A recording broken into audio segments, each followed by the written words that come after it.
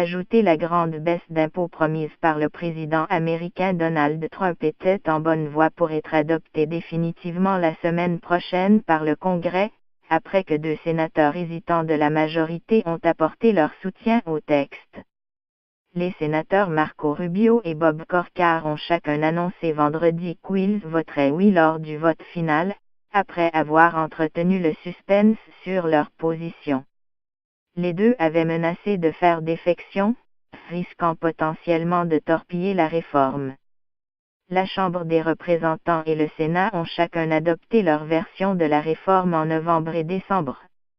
Une commission bicamérale a été convoquée pour harmoniser les deux projets, et les grandes lignes du texte de compromis ont filtré cette semaine. L'impôt fédéral sur les sociétés baisserait de 35% à 21%, au lieu de 20% dans les versions précédentes, et le taux maximal de l'impôt sur le revenu serait réduit de 39,6% à 37%. Le texte final, qui devrait être soumis au vote de chacune des chambres en début de semaine prochaine, n'a pas encore été publié par les négociateurs parlementaires, des marchandages de dernière minute ayant lieu.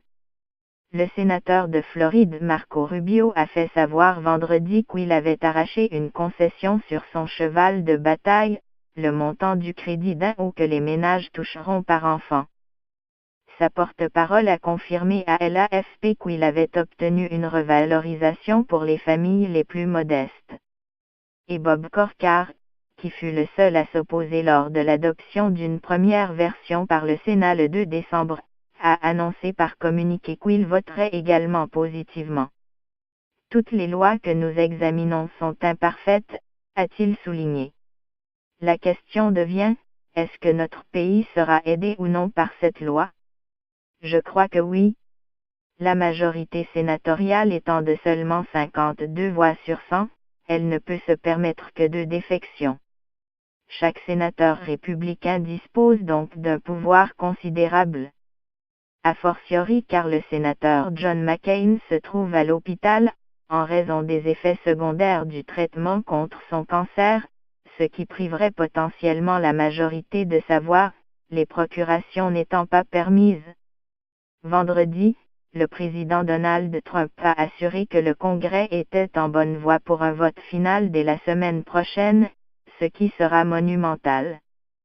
L'occupant de la Maison-Blanche a promis aux Américains l'adoption de la baisse d'impôt avant Noël, afin que ses effets soient ressentis dès le début de 2018.